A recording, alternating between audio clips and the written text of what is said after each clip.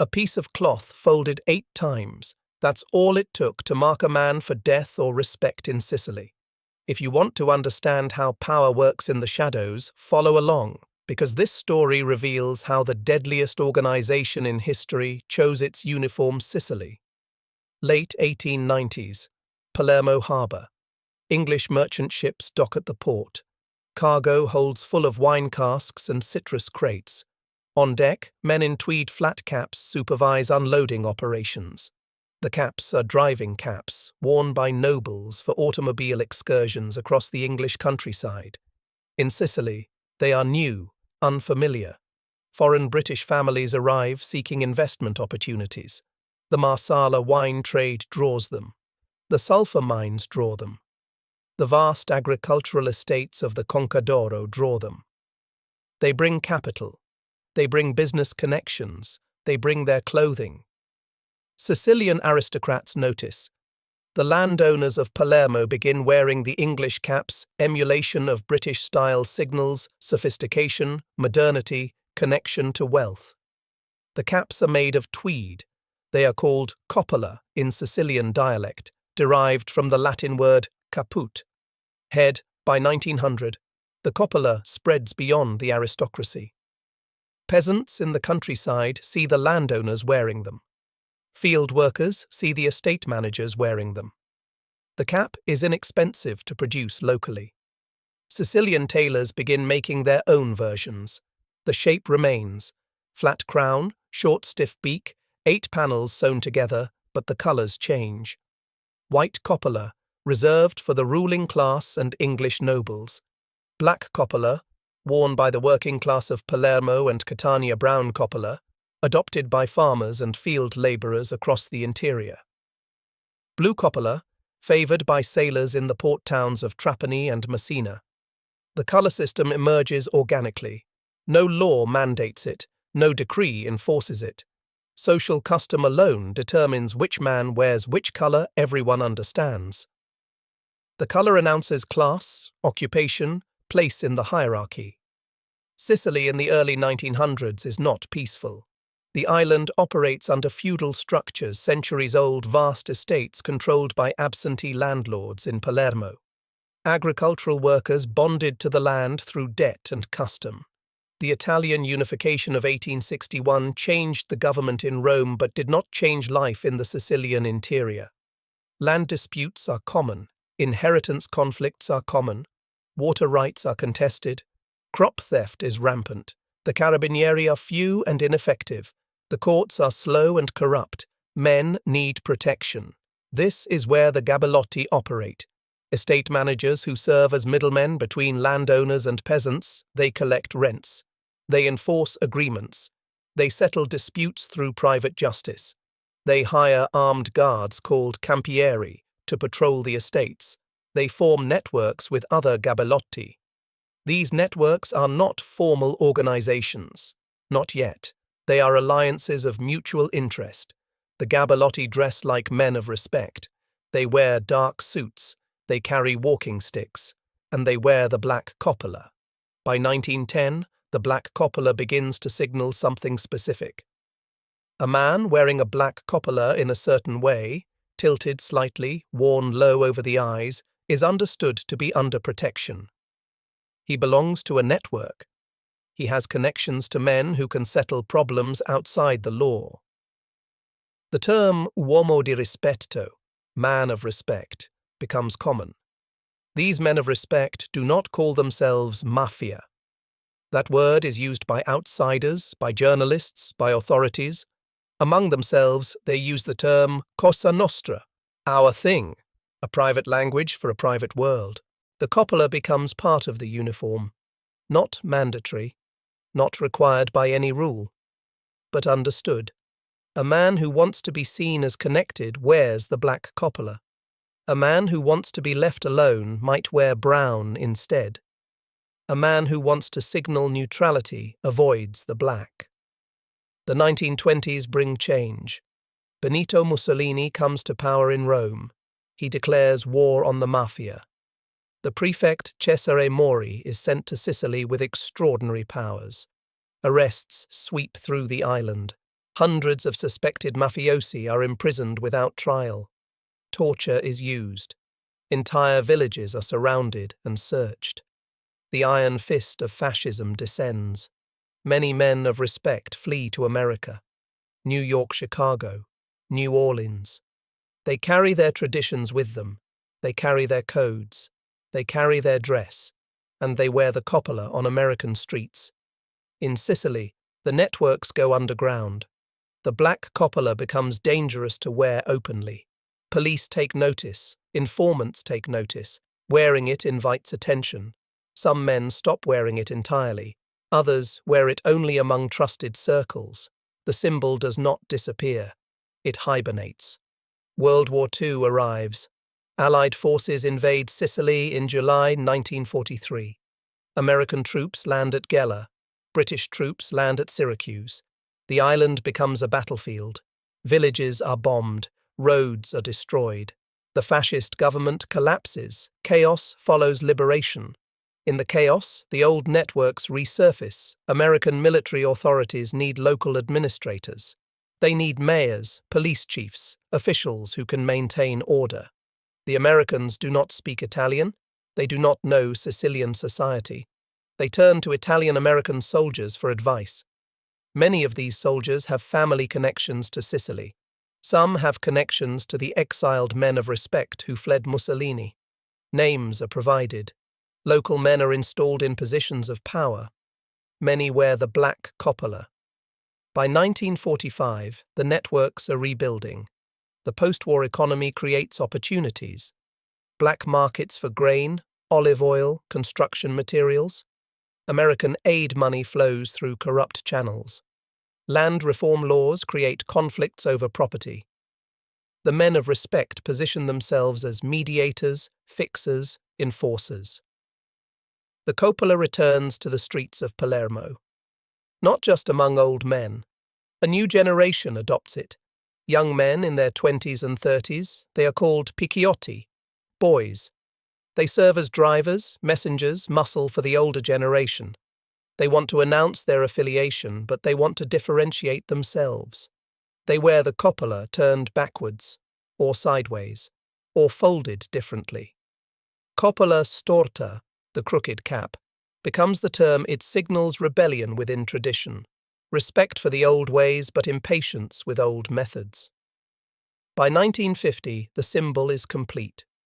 To say a man is a coppola storta means he is aligned with a Cosa Nostra family, not necessarily a made member, but connected, under protection, operating within the network. The police understand this. Shopkeepers understand this. Everyone in Sicily understands. The black coppola is no longer just a hat. It is a badge. The 1950s transform the symbol into power. Sicily rebuilds after the war. Marshall Plan money arrives. New construction projects begin in Palermo, Catania, Messina. Government contracts are awarded, permits are granted, materials are purchased. Every step requires approval. Every approval requires a mediator. The men wearing black coppolas position themselves at every checkpoint. Construction companies pay them to smooth bureaucratic delays. Importers pay them to move goods through the port without inspection. Politicians pay them to deliver votes in rural districts. The money flows, the networks expand, the coppola becomes more visible. In Palermo, certain cafes are known, the Caffè Spano on Via Roma, the Bar Lux near the Quattro Canti. Men in black coppolas sit at corner tables. They drink espresso. They read newspapers. They wait. Supplicants approach. Requests are whispered. Problems are described. The men in coppolas listen without expression. Sometimes they nod. Sometimes they say, "We will see." Sometimes they turn away. The request has been heard. The network will decide. An answer will come later, through an intermediary, in private. This is how it functions. Young picciotti study these rituals. They watch how the older men carry themselves. Quiet voices, minimal gestures, never loud, never ostentatious. Respect conveyed through restraint. The coppola worn without flourish. Simple black wool, clean, pressed, tilted just slightly forward. The uniform of invisible authority. The way the cap is worn matters. Straight and level, a sign of full membership, a made man. Slightly tilted, a sign of association, not full membership, turned backwards, the mark of a young recruit, a picciotto trying to establish himself. Sideways, crooked, deliberately askew, a signal of faction loyalty, indicating which family or clan the wearer serves. Police compile lists of names matched to Coppola styles. Surveillance photographs show men entering buildings, sitting at cafes, attending funerals. In each photograph, the black Coppola appears. The investigators circle the images. They note the angle. They note who stands next to whom. They build charts of relationships based partly on how caps are worn. The Coppola becomes evidence, not legal evidence. No law forbids wearing a hat, but social evidence, proof of connection. In court, prosecutors point to photographs. This man, wearing the Coppola storta, seen with this boss at this funeral on this date. Defense attorneys object. It is a common hat, many men wear it. The judges know better, so do the juries. By 1955, the association is complete. The black Coppola equals Mafia. In newspapers, cartoons show faceless men in black Coppolas holding knives. In films, actors playing gangsters wear the Coppola as costume. In public discourse, politicians demand action against the men in the crooked caps. The symbol has transcended its origins. Inside Cosa Nostra, opinions divide. Some bosses embrace the visibility. They see the Coppola as useful. It announces their presence without words. Shopkeepers see the cap and know who to approach for protection. Competitors see the cap and know to avoid conflict. The symbol serves as a warning and an invitation. Other bosses reject the visibility. They argue for discretion. We are not a club, they say. We are a secret society. They remember Mussolini's crackdown. They remember arrests, exile, imprisonment. Drawing attention invites destruction. Better to dress like businessmen, better to blend in, better to operate invisibly. The debate never fully resolves. In rural areas, Corleone, Agrigento, Caltanissetta, the Coppola remains common. Tradition runs deep in the interior. Men of respect continue wearing it. Their fathers wore it. Their grandfathers wore it. To abandon the cap would dishonor memory. In urban Palermo, younger bosses begin wearing fedoras, American-style suits. They model themselves on the photographs they see from New York and Chicago. Modern, international. Professional criminals, not peasant bandits, but the black Coppola persists, especially at funerals. When a man of respect dies, hundreds attend the funeral. They come from across Sicily, bosses, soldiers, associates. They fill the church.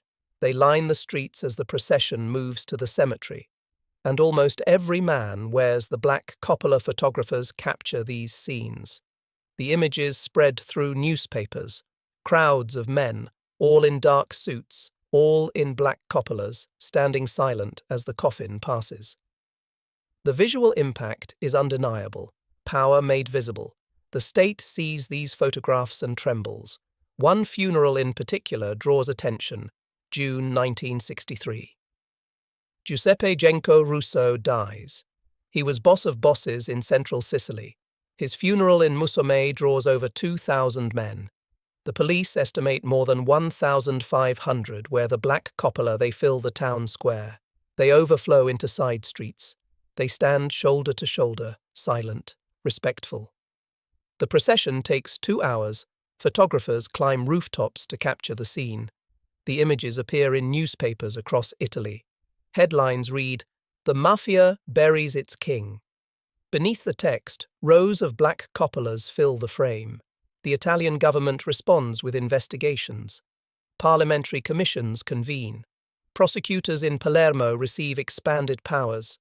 Wiretaps increase. Surveillance increases. Police begin stopping men wearing black Coppolas on the street. Where are you going? Who are you meeting? The harassment is deliberate. Make the symbol costly. Make it dangerous. Some men stop wearing the cap, not because they leave Cosa Nostra, but because visibility has become a liability. The benefit of announcing affiliation no longer outweighs the risk of attracting law enforcement. Bosses advise younger members, dress normally, blend in. The Coppola has become too recognizable, but in certain contexts it remains essential. Family gatherings, private meetings, initiation ceremonies. The Coppola appears when Cosa Nostra gathers behind closed doors. The symbol retains meaning within the organization even as its public use declines. The 1970s bring the most violent period in Sicilian Mafia history. The Second Mafia War begins in 1978. Factions battle for control of the heroin trade. Palermo becomes a killing ground. Judges are assassinated, prosecutors are car-bombed, politicians are murdered. Over 1,000 people die between 1978 and 1983. The Black Coppola largely disappears from public view during this period. Violence draws too much attention. Men want anonymity, not recognition. They wear ordinary clothes. They drive ordinary cars. They live in ordinary apartments. The era of visible power ends. The era of invisible power begins, but the symbol does not die. In rural Sicily, old men still wear the Black Coppola. They sit in village squares. They drink wine. They remember when the cap meant something, when it commanded respect, when police gave way and politicians listened. Younger men, those born in the 1960s and 1970s, know the history. They learn it from fathers and uncles. This was the cap of your grandfather, they are told. This was how we announced ourselves. The stories are passed down. The symbol lives in memory. By 1980, the Coppola has become historical artifact and living symbol both.